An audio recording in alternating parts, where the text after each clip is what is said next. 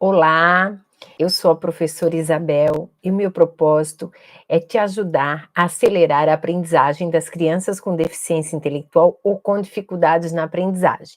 Estamos na série Adaptar para Acelerar e hoje eu vou conversar com você algo muito interessante que são as tarefas escolares. Como adaptar as tarefas escolares? Lógico, porque a tarefa vai para casa e muitas vezes os pais não sabem como ensinar a criança. Então, hoje eu vou dar dicas aqui de algumas tarefas que foram adaptadas para uma criança com deficiência intelectual e que está no terceiro ano, certo? Então, eu peguei essas atividades que a professora de uma escola mandou para casa e eu então fiz a adaptação dessas tarefas, certo? E nós vamos seguir. Aqui eu vou trazer um exemplo de trabalhar o português e outro de trabalhar a matemática. São dois deveres independentes, né? Um vai na quarta-feira dessa semana, outro vai na quinta ou sexta-feira. Agora é o seguinte, duas coisas que nós temos que pensar. As tarefas que vão para casa, elas devem ser em menos quantidade, tá? Mas, se a mãe souber mediar, essa tarefa vai ser muito bem feita, porque nós vamos pensar sobre a tarefa. Quando a gente faz o seguinte, assim, ó, os deveres de casa, são para a gente reforçar aquilo que a criança aprendeu na escola, não é mesmo? Então, aqui é como se fosse uma repetição. Agora, não adianta repetir muito a tarefa, nós temos que repetir são as funções cognitivas e as operações mentais. Então, se temos uma tarefa só, uma única tarefa, a mãe poderá reforçar essas funções cognitivas que foram trabalhadas na escola e as operações mentais também. Então, não precisa repetir a tarefa, nós temos que repetir são as funções cognitivas que são usadas na tarefa e as operações mentais. Isso é reforçar, isso é repetir. A gente não pode pensar que repetição é repetir a tarefa o tempo todo. Olha, se você analisar uma apostila, né, ou um livro de língua portuguesa, tem um texto e depois tem várias coisas sobre o texto. Depois tem mais páginas que envolvem o texto, mais páginas que envolvem o texto. Às vezes 4, 5 páginas que envolvem o texto. Mas eu quero dizer que não é essa repetição de quantidade de questões para a criança responder, e sim a forma como cada uma dessas questões são trabalhadas. Por isso que é muito viável, no caso da tarefa que vai para casa, mandar uma tarefa reduzida, mas que a criança vai pensar sobre a tarefa, usar as operações mentais que você trabalhou em sala de aula ou mesmo a segunda professora, né? Então, assim, ó, eu quero iniciar o nosso encontro com uma frase. Eu quero que vocês prestem atenção, porque eu vou explicar linha a linha. A frase é mais ou menos assim: diga-me e esquecerei. Mostre-me e lembrarei. Envolva-me e eu entenderei. Essa frase tem tudo a ver. Essa frase é uma frase que eu peguei num livro do Forsten. Isso aqui tem tudo a ver com a mediação. Ou seja, muitas vezes a gente diz para a criança nos deveres de casa: é para separar sílaba, é para fazer continha, isso aqui é fácil, é só pintar tal coisa. Mas quando ela chega em casa, ela não sabe mais os deveres. Ela não sabe o que fazer nos deveres. Aí, então, diga-me e esquecerei é algo certeiro. Agora, mostre-me. Aí, quando a professora mostra um modelo, mostra uma forma de responder a questão, a criança vai se lembrar. Mas quando a professora envolve essa criança para que ela tenha uma percepção clara e precisa do que é para fazer na tarefa, aí ela vai entender. Então, assim, o que a gente tem que compreender? Nós temos que compreender que quando a gente envolve a criança naquela tarefa, e envolver é você usar as operações mentais, as funções cognitivas, é você fazer perguntas para que essa criança tenha uma percepção clara e precisa, que ela consiga lidar com duas ou mais informações ao mesmo tempo, que ela tenha uma clareza no problema, ou seja, uma clareza do que é para ser feito, tá? Então, vejam bem, esse envolver a criança, então, entende e compreende, tá bom? Agora, vamos pensar o seguinte, todas as atividades que são enviadas para casa dessa criança com deficiência intelectual devem ser claras, deve envolver a criança no pensar e que a gente consiga também, se a mãe não sabe mediar, a gente faça um passo a passo, né? De perguntinhas que ela pode ir fazendo para a criança pensar sobre a tarefa. É muito importante que a tarefa que vai para casa, a gente tenha certeza de que a criança entendeu. Então, na hora da mediação, na hora da explicação mediada, use modelos de apoio, certo? Organize esse plano de trabalho, forneça um calendário, né? Um calendário, por exemplo, que pode ser cores diferentes para dar prioridade a algum assunto ou alguma tarefa específica. Então, nós vamos à adaptação de hoje, tá? Vejam bem, essa aqui é a atividade que foi enviada para casa. Aqui eu quero conversar com vocês que a gente tem algumas coisas que nós vamos pensar. Ó, o tipo de letra. Então, para uma criança com deficiência intelectual, geralmente ela tem um atraso na alfabetização, ela também tem um pequeno atraso em interpretação. Então, se não lê, não vai interpretar o que é para fazer. Se a professora só mostrou, ela não vai compreender, não é? Ela não vai lembrar. Não é mesmo? É que é aquela nossa máxima. Então, se a professora disser só o que é para fazer, ela vai esquecer. Se a professora mostrar um pouco mais, ela vai até lembrar. Mas se a professora envolver essa criança nessa tarefa, ela vai entender, compreender. Mas aqui, tarefas desse tipo não devem ser mandadas para casa desse modo. Por isso que nós estamos aqui em adaptação. Vejam bem, esse texto é um texto muito simples, né? As desigualdades. As desigualdades entre os seres humanos ainda são muitas, por isso precisamos lutar para um mundo melhor, justo e fraterno. E aqui nós temos 3 imagens sobre captação da água. Uma de um poço, uma da pia, lavando louça, e outra, de um poço daqui, da pia e aqui do rio. Aí assim, ó, tá? Como eu faria essa adaptação? Lógico que essa tarefa vai assim para todo mundo, mas para minha criança que tem deficiência intelectual, eu vou separar o texto desse jeito, ó, com caixa alta, sendo que algumas palavras em destaque, que eu posso colocar uma cor. Aqui eu separei desigualdades, lutar, mundo melhor, fraterno e justo, porque nesse texto, essas palavras são fundamentais para a compreensão. É sobre isso que o texto está trazendo, né? Então, assim, as desigualdades entre os seres humanos ainda são muitas. Então, a palavra desigualdade deve ser compreendida por essa criança, por isso que tem esse destaque. Pode ser em vermelho, pode ser caixa alta maior do que as letras do texto, pode ser em negrito. Depois, lutar, precisamos lutar por um mundo melhor. Então, mundo melhor, justo e fraterno.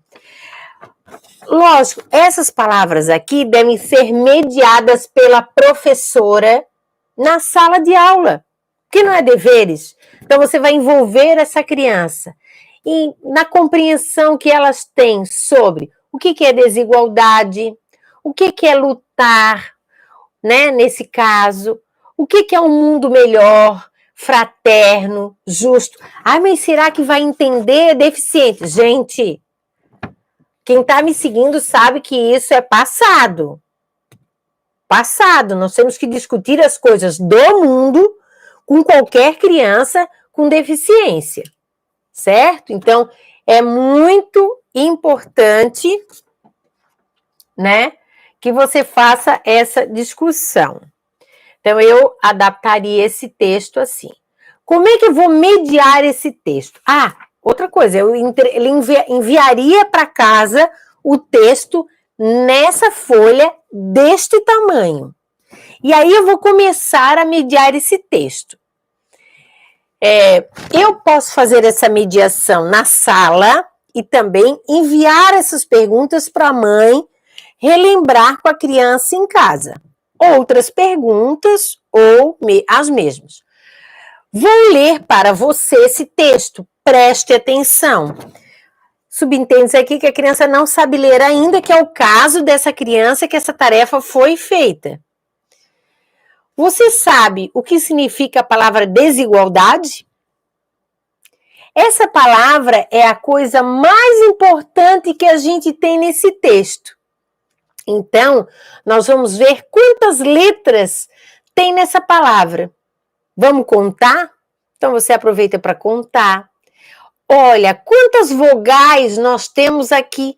Você conhece as vogais? Aí você pode assinalar as vogais, inclusive com outra cor, né? Com outra cor. E aí, você aproveita e vamos fazer o som que começa a palavra desigualdade. Essa criança não está alfabetizada. Ah, mas como é que eu vou fazer isso? Tem todo o conteúdo que eu tenho que dar. Então, peça ou ensine a segunda professora a fazer isso. Porque a criança com TEA, com TDAH, com deficiência intelectual, deficiência motora, tem direito a uma segunda professora. Tá? Então, a segunda professora vai estar auxiliando a criança nesse momento. Então, vai mostrar a boquinha, ó. Vai mostrar a boquinha do D.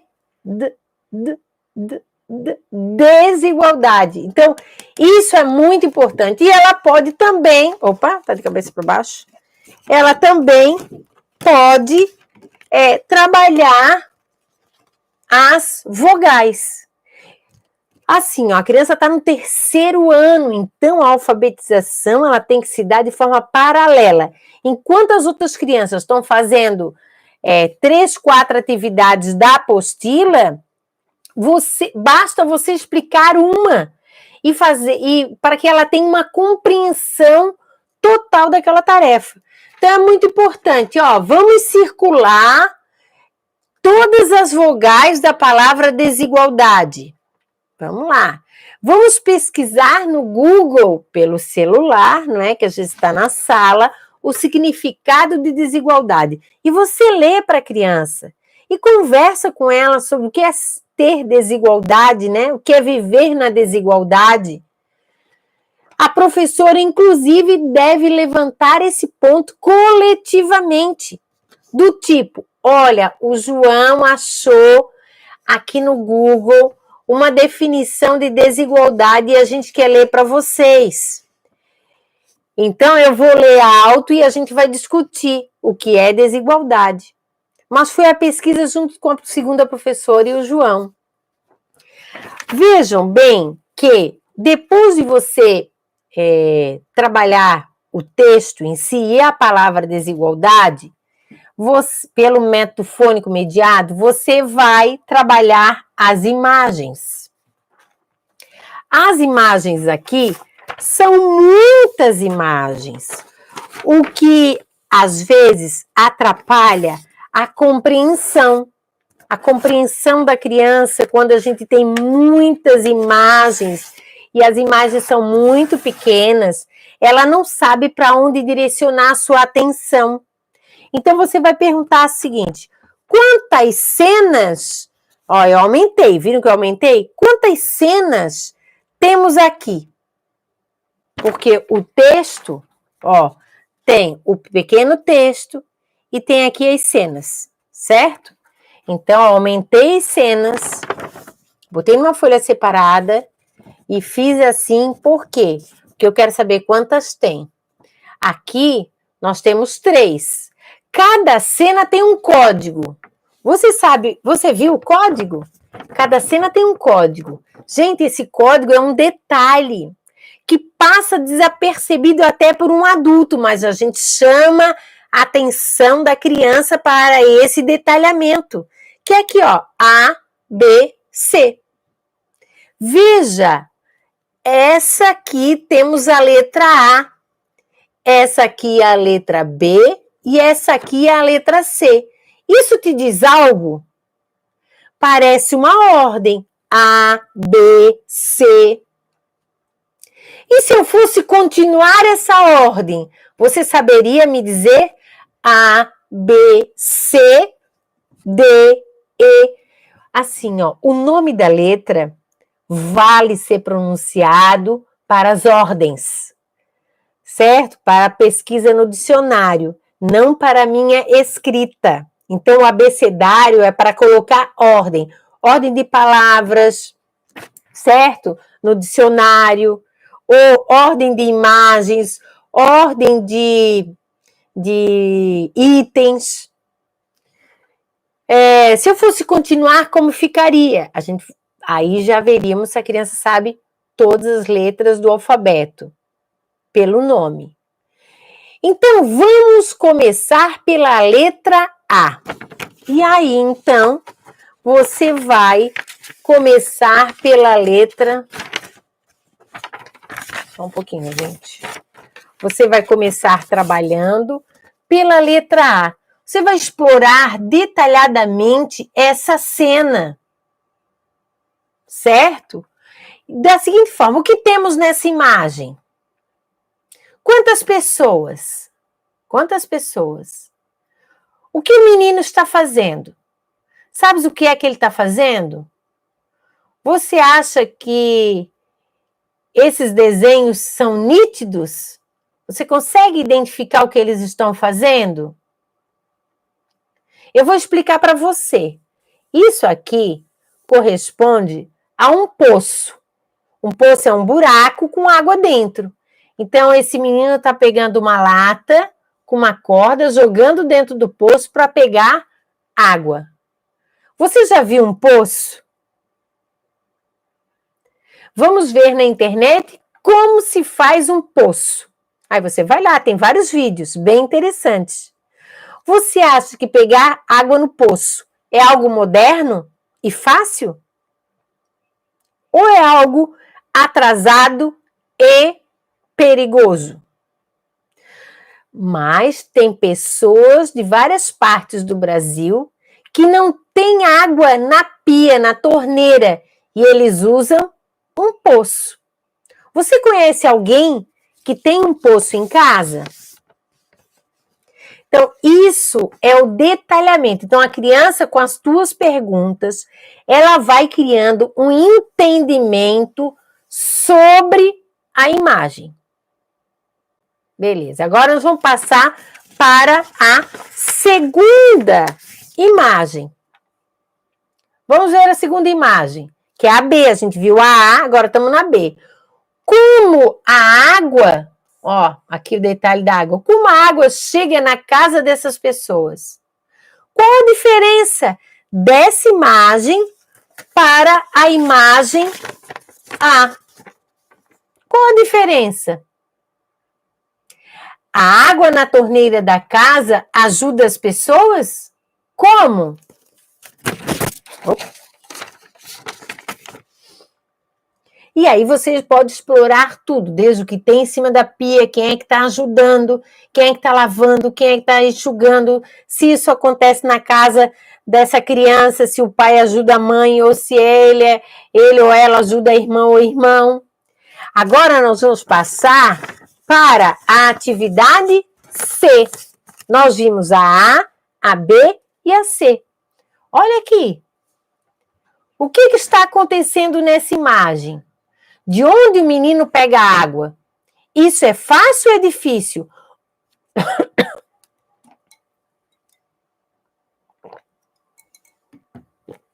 As pessoas estão carregando água na cabeça. Você já viu isso em algum lugar? E aí você também vai explorar toda essa imagem. Então vejam bem, a criança, diante dessa tarefa cheia, complicada, tem uma ação para ser feita que eu não li para você, que é assim, ó. Em qual dessas cenas as pessoas têm mais conforto que as demais e por quê? Então aqui é um textinho de desigualdade, uma questão e 3 imagens. Aparentemente já é muito fácil, mas não deveria ser apresentada dessa forma. Nem para uma criança com TDAH, nem para uma criança com dislexia, nem para uma criança com TEA, nem para uma criança com deficiência intelectual. Então, nós fragmentamos entre o texto, para ela ter uma compreensão nítida, por isso que é envolver, quando você me envolve, eu entendo, eu compreendo. Então, a gente envolveu a criança com perguntas. Depois, nós pegamos, envolvemos a criança a analisar cada uma dessas imagens separadamente, uma a uma, e aí sim que nós vamos fazer a pergunta. Se o mundo é muito desigual e temos pessoas que têm água na pia, outras que pegam água no rio e outras que pegam água num poço, qual dessas cenas as pessoas têm mais conforto? Então a criança não vai fazer por tentativa e erro. Ela vai ver que é aquela que tem a água na torneira. Porque é muito mais confortável. Você não tem que carregar um balde cheio de água, não é mesmo? Assim. Só que quando você faz essa pergunta, aí é que vem a autorregulação do comportamento numa criança com TEA ou com TDAH. Vejam bem, você vai fazer a pergunta, né, do texto. Qual dessas cenas as pessoas têm mais conforto? A, B ou C? Mas diga, antes de me responder, analise as cenas. Observe o detalhe da água e me diga quando você está pronto para me responder corretamente. Olha que legal. Então, assim, não é de forma impulsiva. Por quê? A criança pode não ter guardado a ideia do ABC. Ela pode querer responder de imediato. Então, a gente pede para ela olhar novamente as cenas e dizer para mim quando está pronta para responder. Isso é controle do comportamento. E como é controle do comportamento, pode ser aprendido, certo? Ele pode ser aprendido e isso pode se tornar um hábito. Tá vendo? Por isso que a mediação, ela vai aos poucos trazendo um hábito diferente para essa criança. Olha, veja bem, quando você pega lá, vem, né, semanalmente aquelas atividades adaptadas para os seus filhos, vem na folha, vem bichinho, vem isso, vem aquilo. Gente, se está no terceiro ano, esse conteúdo é um conteúdo certo para o terceiro ano. Só falta a gente adaptar o quê? A forma de apresentação desses deveres, porque isso aqui, ó, é um dever de casa. É um dever de casa. Agora, nós vamos trabalhar um outro dever de casa. Assim, eu já falei algumas vezes que não adianta a gente mandar 10 tarefas da mesma coisa para casa. A gente pode mandar uma e ser muito bem trabalhada. muito bem pensada. Qual é a ideia que a gente construiu da matemática? Quanto mais repetir, mais aprende, não é mesmo? Ah, repete, repete, repete, faz 500 vezes. Gente do céu. Até vou contar uma coisa para vocês. Eu sempre tive um pouquinho de dificuldade na matemática na escola. E quando eu estava lá na 8ª série, né, que era na época, eu tinha um professor japonês.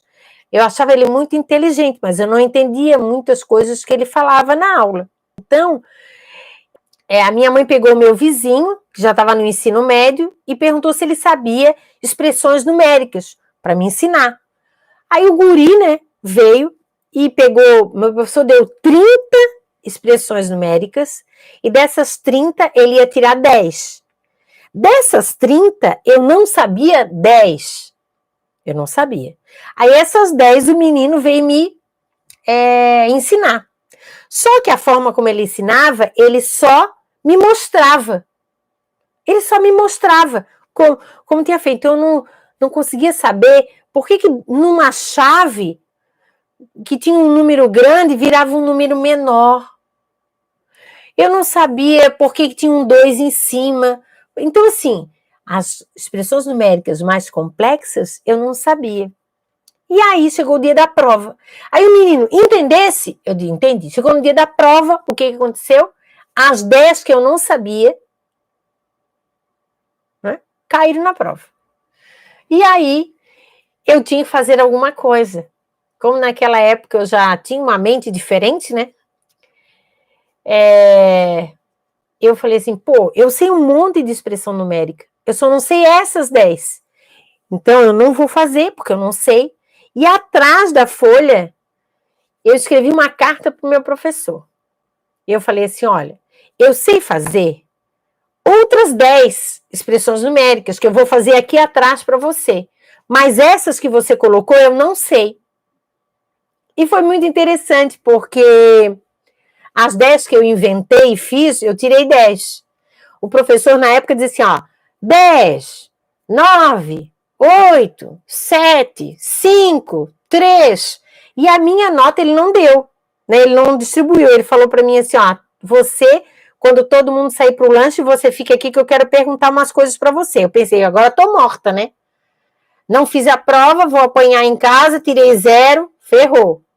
Aí o professor falou, olha, eu quero saber por que você fez essas 10? Eu disse, porque essas 10 eu entendo, eu sei fazer. Agora essas aí, com esses V, com esse X, com esse 2 em cima, eu não sei fazer. Dele assim, então eu já sei o que você não sabe. Então eu vou te ensinar, vem no reforço à tarde que eu vou te ensinar só isso. E foi assim que aconteceu, né? Então esse professor também teve um olhar diferenciado. Ele viu que aquelas 10 que eu fiz não tinha raiz quadrada, por exemplo, né? Não tinha numeração ao cubo, ao quadrado. Aí ele descobriu o meu erro. E o que ele fez? Ele me ensinou, né? Depois, mais tarde, esse professor se tornou meu amigo, certo? E é isso mesmo, o professor depois se torna amigo. Então não é a quantidade que vai revelar se eu sei ou se eu não sei, mas é a forma de interação, a forma de explicação. Então assim, ó, tarefas muito repetidas de fazer, às vezes não garante que a pessoa vai entender. Ela tem que entender o processo. Então, quando vai para casa, do dever de casa, tem que ir o processo. Para ser, esse processo tem que ser reforçado. Então, veja bem, uma atividade de matemática, 4 probleminhas de matemática. 4 probleminhas. Então, assim, ó, o que eu fiz? Ah, e outra coisa, né? Ó, letra. Para alguém que não está alfabetizado, esse tipo de letra não dá. Então, o que eu fiz? Eu transformei a tarefa, adaptei a tarefa diferente. Eu vou ler para vocês essa tarefa. O ônibus da escola de Mariana, que eu não sei se essa Mariana existe ou não, né? Tem capacidade para 30 alunos. Hoje, apenas 22 foram. Quantos alunos faltaram? Primeiro, esse enunciado está meio complicado. Olha só a informação. O ônibus da escola da Mariana tem capacidade de 30 lugares. Ou, aliás, para capacidade de 30 alunos. Mas assim, quem é a Mariana? Quem é a Mariana? Então, se a Mariana não vem, se não é uma amiga da escola, a professora podia botar uma coisa mais real, né? Podia perguntar lá para fulana. Fulana, você vem de van? Você vem de ônibus? Conta lá quantos lugares tem, para que a gente possa utilizar num probleminha. O probleminha fica mais real, fica mais evidente, fica mais real mesmo, né? Então, assim, aí hoje apenas 22 foram. Foram para onde? Foram para onde? Para dentro do ônibus? A escola toda vem de ônibus? A turma inteira vem de ônibus? Então, esse probleminha é um probleminha irreal. Irreal. Então, um problema matemático, que já é muito abstrato, né? Mas, mesmo assim, nós vamos fazer. Aí a pergunta é, quantos alunos faltaram? Faltaram aonde? Dentro da sala de aula ou dentro do ônibus? Se o enunciado não está claro, fica complicado. Uma criança autista aqui, ela ia ter vários problemas para resolver esse probleminha aqui. Porque leva tudo ao pé da letra. A Mariana não existe. O ônibus tem capacidade para 30 alunos, tudo bem. Apenas 22 foram para onde?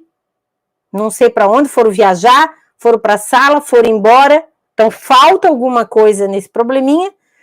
E quantos alunos faltaram? Faltaram aonde? Dentro do ônibus, na escola, como um todo, na turma. Como é que eu vou trabalhar isso? Mesmo esse probleminha desta forma equivocada. Eu vou dizer para a criança o seguinte, olha, aqui nós temos 4 tarefas. Vamos resolver uma a uma, usando o material dourado. Aí eu vou resolver uma, certo? Que é essa do ônibus. Você sabe o que é esse desenho? Que é esse aqui, tá? Ó, que é bem diferente do desenho que está aqui. Porque esse desenho aqui pode ser um ônibus qualquer, né? Não é porque ele é bicudinho assim que ele é escolar. Ó, o ônibus atual escolar é desse tipo. Tem uma placa aqui, ó. Tem um indício, né? Escolar. Então, primeira coisa, você sabe o que é esse desenho? Sabe me dizer o que tem dentro de um ônibus para as pessoas sentarem? Porque se for uma criança que nunca entrou no ônibus, ela nem imagina o que tem dentro do ônibus. Essa criança já andou de ônibus? Não sei, porque se é uma criança autista, né? Vamos pensar, criança autista, que surta quando tem um certo movimento, causa um desconforto, causa uma desorganização nessa criança, a mãe evita de andar de ônibus. Vai a pé para a escola, põe num carrinho para empurrar, ou ensina a andar de bicicleta, e não vai de ônibus. Coloca numa escola que fica próximo da sua casa e vai a pé.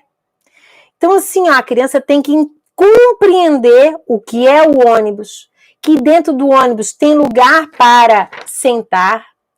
Mas vamos pensar, a criança sabe tudo isso. Nesse ônibus tem 30 lugares. 30 lugares. Sabe representar no material dourado essa quantidade? Aqui, ó. Botei 30 pecinhas, tá? Algumas grudadinhas, só para a gente tirar mais rápido. Mas a gente vai botar 30 unidades. Aqui. 30. Tudo com velcro, eu botei aqui para mostrar para vocês, para não cair. Ó. 30. Ok. Mas nós já trabalhamos com material dourado.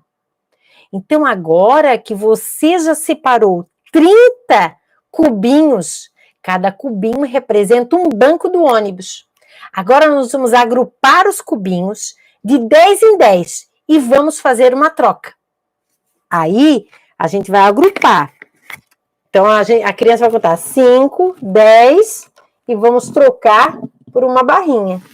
Depois, 3, 5, 6, 7, 8, 9, 10.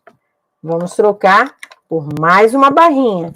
3, 5, 6, 7, 8, 9, 10. Mais uma barrinha. Então, aqui a gente fez a troca. O que é 30 lugares no ônibus? São 3 barrinhas, ou 30 cubinhos. Então, isso eu tenho que ver se a criança lembra da quantidade, o que significa 30. Beleza. Olha, cada cubinho vale cada 10 cubinhos vale uma barrinha. Então, quantas barrinhas é 30? É 3 barrinhas. E unidade? É 0.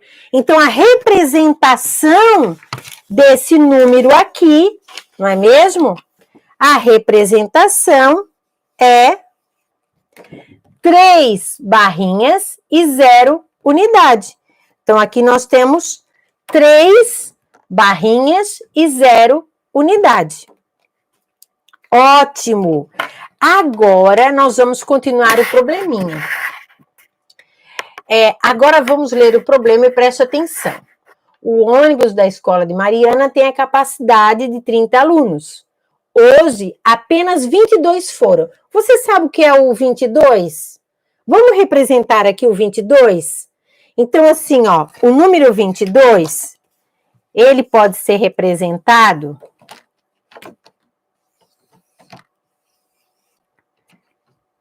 desta forma, ó. Olha aqui, ó. 22. Então, aqui a gente tem 2 barrinhas e do outro lado, 2 unidades.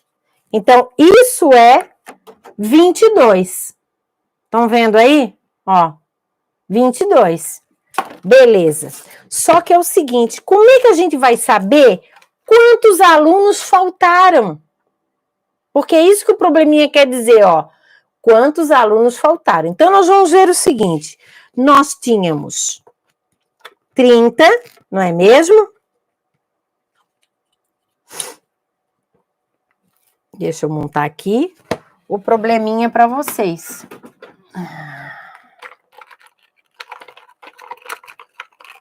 Aí nós vamos fazer as duas representações.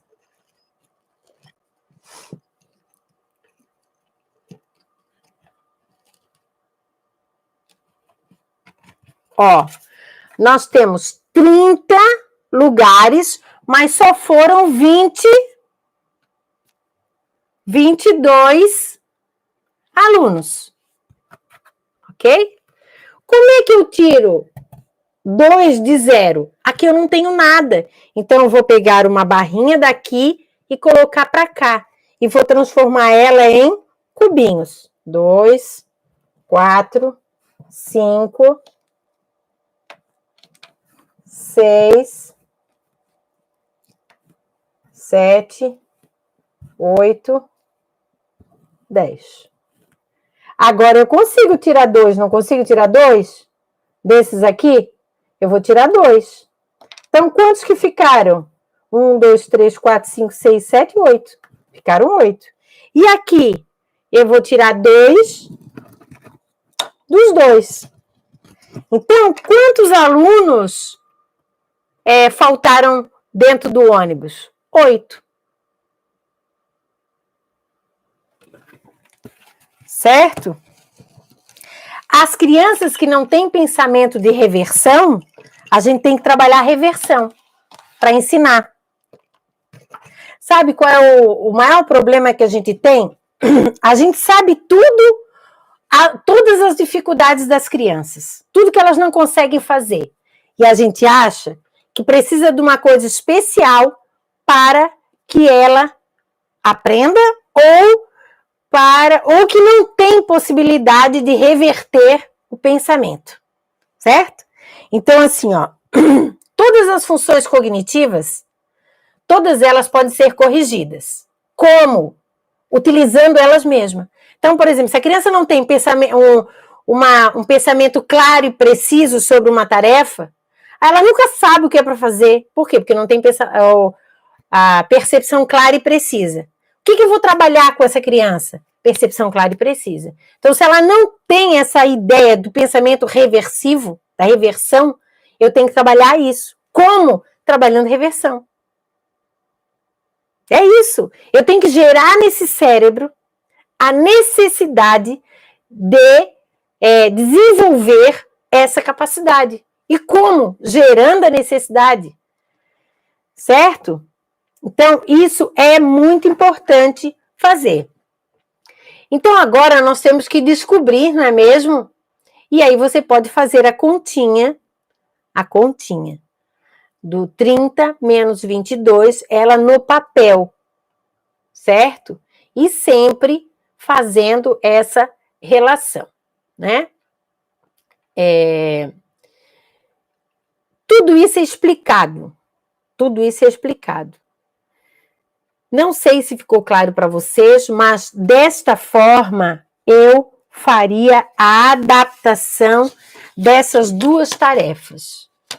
O apoio, o material dourado, ele foi inventado pela Maria Montessori para ser trabalhado com crianças com deficiência intelectual.